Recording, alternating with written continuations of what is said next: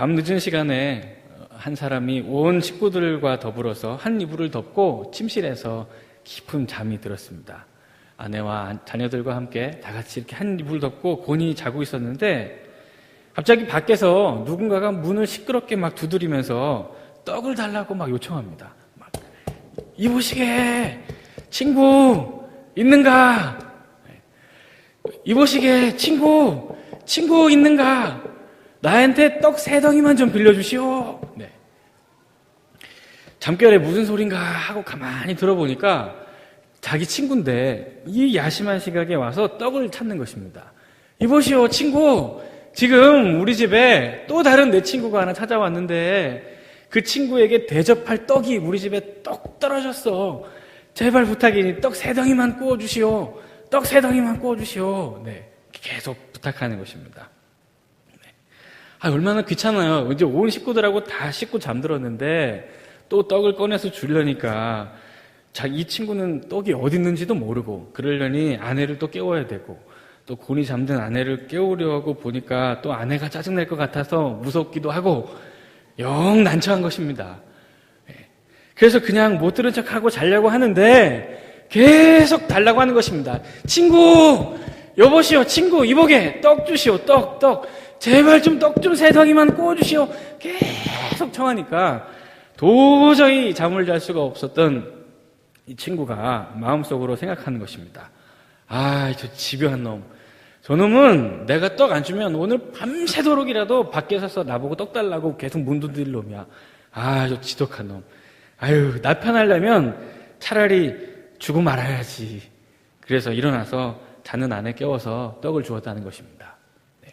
근데 오늘 본문을 보니까요, 8절을 보니까 비록 벗됨을 인하여서는 아니 주었을지라도 그 간청함을 인하여서 일어나서 떡을 주었다는 것입니다.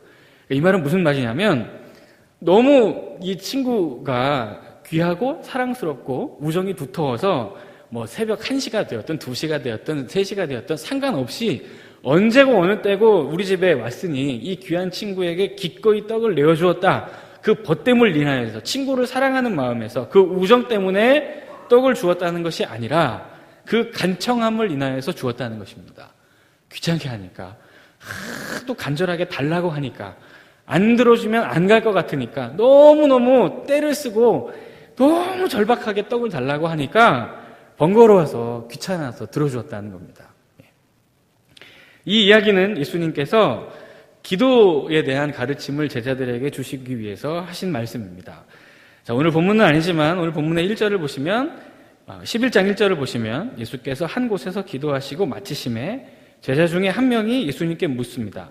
주님, 세례 요한도 자기 제자들에게 기도를 가르쳐 주었는데 예수님, 당신도 우리에게 기도를 좀 가르쳐 주십시오. 우리는 하나님 앞에 어떻게 기도해야 하겠습니까? 좀 알려주시면 좋겠습니다. 라고 청을 합니다. 그때에 예수님께서 그래, 너희에게 기도를 가르쳐 줄게. 이렇게 기도해라 하고 하시면서 2절, 3절, 4절에서 우리가 늘 수요 예배마다 암송하는 외우는 주기도문, 주님이 가르쳐 주신 그 기도를 제자들에게 알려주십니다. 그러니까 주님이 제자들에게 기도 이렇게 하는 거야. 하나님 앞에 기도할 때 이렇게 기도해 라고 기도에 관한 가르침을 주시면서 이 이야기까지 경험해서 하신 것이죠. 그러니까 이 이야기는 기도에 관한 가르침을 상당히 뒷받침하고 또 기도에 관한 가르침을 효율적으로 제자들에게 이해시켜 주기 위해서 실제적으로 예수님께서 하신 말씀입니다.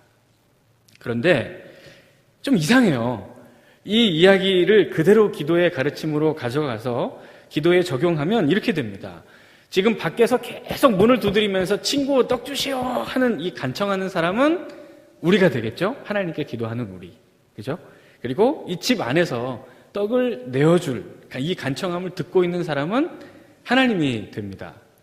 그러면 하나님께서 우리의 기도를 듣고 기도를 들어주시기는 들어주시는데 그 벗됨을 인하여서는 안 들어주시고 그 간청함을 인하여서 들어주신다라고 해석을 해야 되는데 좀 이상합니다.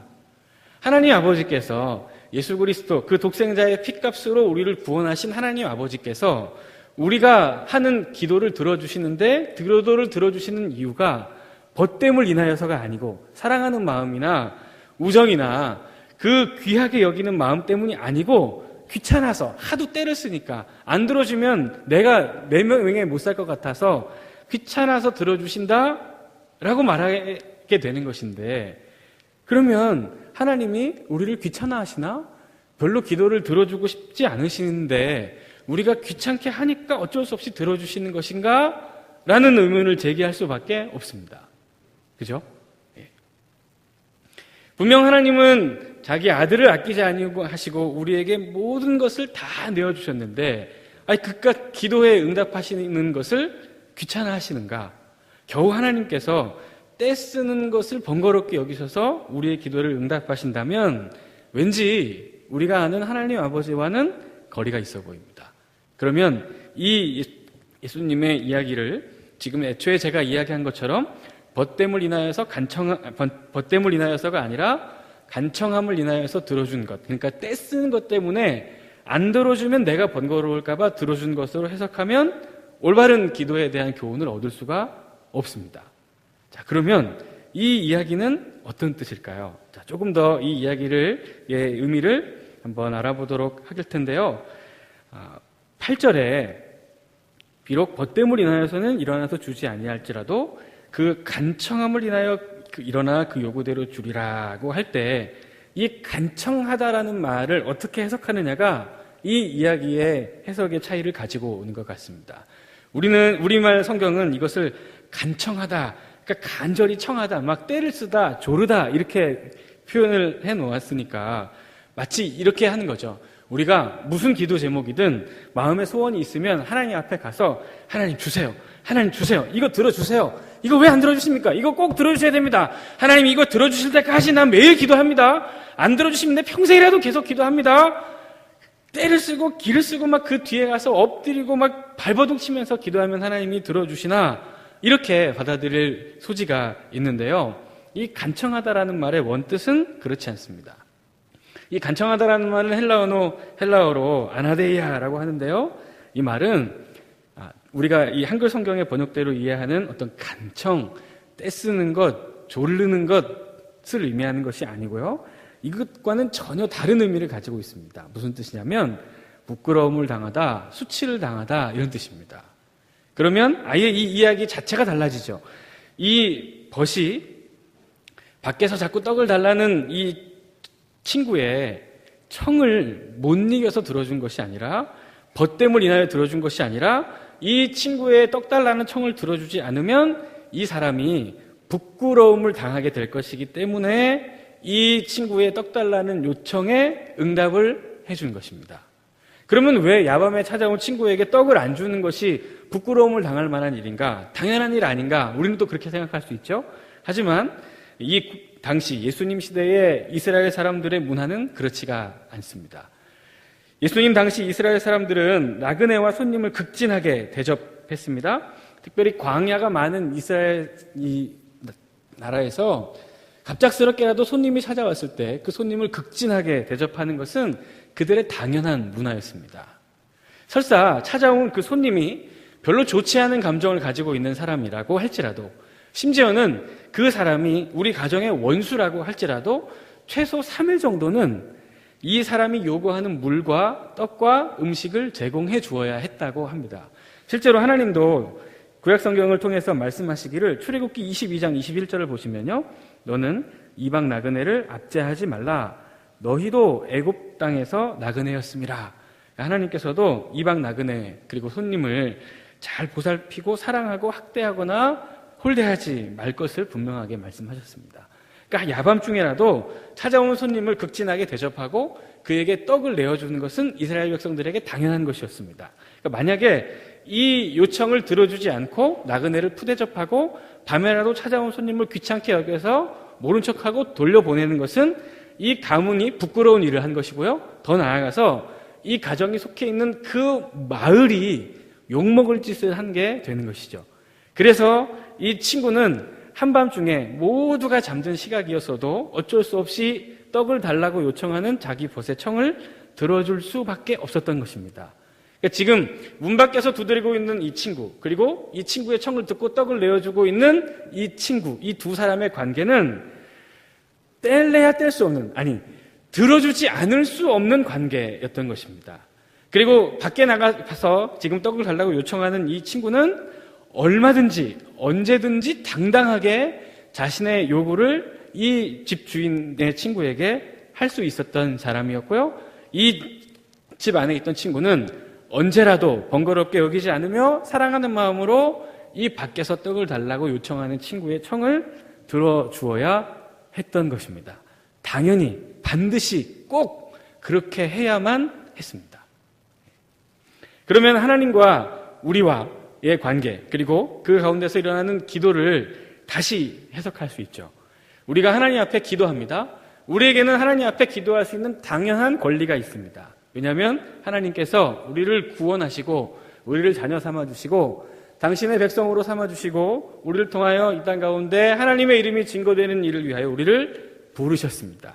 그리고 하늘에 속한 모든 권세와 능력을 우리에게 주시고 이 땅에서 하나님의 뜻을 이루어가는 도구로 우리를 사용하십니다. 그러니 그런 자녀된 우리가 하나님 아버지에게 기도하면서 하나님께 필요한 것들을 아뢰고 능력을 구하는 것은 전혀 이상한 일이 아니고요. 이것은 반드시 해야만 하는 당연한 권리입니다. 더 나아가서는 의무라고도 이야기할 수 있습니다. 또 기도를 들으시는 하나님은 어떻습니까? 기도를 들으시는 하나님도 마찬가지입니다. 당연히 그 요구를 들어주셔야 합니다. 왜냐하면 하나님의 놀라운 은혜와 그분의 주권으로 당신의 백성을 삼으셨기 때문에 그렇습니다. 출애굽기 32장에 보시면 이런 사건이 있죠. 하나님께서 모세에게 십계명의 말씀을 주고 나서 모세가 산에서 내려와 보니까 이스라엘 백성들이 금송아지를 만들어 놓고 그 앞에 막 절을 하고 있습니다. 그때에 이 모습을 보고 분노한 하나님께서 모세에게 이 목이 뻣뻣한 이 백성들 안 되겠다. 내가 심판해야 되겠다. 이것들을 지금 다 죽여버려야 되겠다고 막 진노를 쏟아부으려고 할 때 모세가 하나님을 말리고 나섭니다. 하나님, 그러시면 안 됩니다. 그러시면 안 됩니다. 지금 당신의 권능으로 애굽에서 구원한 이 백성들을 지금 당신이 화가 나서 다 멸해버리시면 이방에 있는 민족들이 뭐라고 생각하시겠습니까? 하나님, 그러시면 안 됩니다. 당신이 친히 당신의 주권으로 구원하시고 자녀 삼으신 백성들 아니십니까? 그러니 은혜를 베풀어 주시고 긍휼을 베풀어 주십시오. 비록 그 모습이 마음에 안 드실지라도, 저러면 안 될지라도 하나님, 그러시면 안 되는 거 아닙니까? 참으십시오 하고 중보하는 모습이 그려져 있죠. 그리고 이 모세의 청을 받으셔서 하나님은 이스라엘 백성들을 심판하실 계획을 철회하십니다. 죽일 수 없으셨던 것이죠. 구원하신 하나님 아버지시니까 그렇습니다. 그런 하나님 아버지는 우리의 기도를 당연히 들어주셔야 합니다. 즉 우리와 하나님은 이런 사이인 거죠. 즉 우리는 하나님 앞에 당당히 무엇인가를 요구할 수 있는 권리가 있고요. 늘 하나님 앞에 기도해야 하는 의무를 가지고 있고, 하나님은 당신의 백성들이 기도하며 당신을 찾을 때마다 그리고 그 구하는 것을 들어주시고 응답해 주셔야 합니다. 그래서 예수님께서 이 이야기를 하신 후에 계속해서 기도에 관한 가르침을 주시는데요. 자, 9절을 보시면요. 내가 또 너희에게 이르노니 구하라 그러면 너희에게 주실 것이요, 찾으라 그러면 찾아낼 것이요, 문을 두드리라 그러면 열릴 것이니, 그러니까 구하고 찾고 두드리고 끊임없이 나에게 기도해라. 그러면 하나님께서 너희의 기도를 다 들어주실 거야 하고 예수님이 기도를 알려주시는 것입니다. 특별히 더 주목해서 우리가 봐야 할 구절은 어디냐면요, 13절입니다. 너희가 악할지라도 좋은 것을 자식에게 줄 알거든 하물며 하늘에 계신 아버지께서 구하는 자에게 성령을 주시지 않겠느냐고 예수님께서 말씀하십니다. 그러면 우리가 하나님 아버지에게 당연히 기도를 할 수 있고 당연히 기도하면서 무엇인가를 달라고 요구할 수 있는데, 그렇다면 하나님의 자녀인 우리가 하나님 앞에서 간절히 기도하며 언제나 구하고 찾으며 두드리면서 하나님께 달라고 청해야 할 기도의 제목이 무엇인가? 바로 13절 이것입니다. 하늘 아버지께서 구하는 자에게, 늘 찾는 자에게, 늘 기도하는 자에게, 하나님께 은혜를 구하는 자에게 성령을 주시지 아니하시겠느냐? 즉 이 말을 바꿔 얘기하면, 얘들아, 하나님 앞에 너희가 언제나 당당하게 요구하고 그 앞에 나아가서 항상 기도하고 구하고 찾고 두드려라. 성령을 달라고 해라. 성령으로 충만케 해달라고 간구해라. 성령으로 가득하게 해달라고 하나님 앞에 기도해라. 그러면 기도에 응답하시지 않을 수 없는 하나님께서 너희 구하는 너희에게 성령을 주실 것이라고 이야기하는 것입니다. 그러면 하나님이 왜 예수님께서 성령을 구하라고 이야기하시는가? 자, 그러면 성령님이 누구신지를 좀 알아봐야겠죠? 요한복음 14장 26절, 보혜사 곧 아버지께서 내 이름으로 보내실 성령, 그가 너희에게 모든 것을 가르치시고 내가 너희에게 말한 모든 것을 생각나게 하시리라. 자, 이 말씀에 근거하면 예수님께서 구하라고 얘기하시는 성령은 어떤 분이십니까? 내 이름으로 하나님이 보내주신 분이시고요. 이 성령 하나님은 우리에게 하나님의 말씀을 친히 가르쳐 주시고 또 예수님께서 우리에게 하신 모든 말씀이 이해되게 하시고 또 모든 이 말씀들을 생각나게 해주시는 분이십니다. 즉, 이 성령 하나님으로 말미암아 우리는 예수 그리스도의 말씀을 이해할 수 있고 하나님의 뜻이 무엇인지를 알 수 있고 언제나 그 하나님의 은혜와 말씀을 기억하면서 살아갈 수 있게 되는 것입니다. 요한복음 15장 26절, 내가 아버지께로부터 너희에게 보낼 보혜사 곧 아버지께로 오시는 진리의 성령이 오실 때에 그가 나를 증언하실 것이요 라고 말합니다. 자, 요한복음 15장에서 등장하는 성령은 어떤 분이십니까? 나를 증언하시는 분이시랍니다. 예수 그리스도를 끊임없이 그 신자들에게 증언하시는 분이시랍니다. 예수님이 어떤 분이신지, 예수 그리스도가 우리와 어떤 사이인지, 예수님께서 어떤 은혜와 어떤 능력을 우리에게 베푸시는지 끊임없이 그 성도들에게 예수 그리스도를 증언하시는 분이 성령이시랍니다. 고린도전서 3장 3절, 또 성령으로 아니하고는 누구든지 예수를 주시라 할 수 없느니라. 이 성령님이 아니면, 예수 그리스도를 증언하시는 영이 아니면 어떤 사람도 예수 그리스도를 주님으로 고백하며 시인할 수 없다고 말합니다. 바꿔 말하면 이 세상에 사는 모든 사람들 중에 예수 그리스도를 믿고 예수 그리스도를 영접한 후에 예수님을 주님이라고 부르면서 기도하는 신자들은 그 마음속에 하나님이 허락하신 성령이 계시기 때문이라는 것이죠. 또 갈라디아서 4장 6절, 너희가 아들이므로 하나님이 그 아들의 영을 우리 마음 가운데 보내사 아빠 아버지라고 부르게 하셨느니라고 말합니다. 또 무엇입니까? 하나님께서 저 아버지의 영, 아들의 영, 예수 그리스도의 영을 우리 마음 가운데 보내셔서 우리로 하여금 하나님을 아버지라고 부르게 하셨답니다.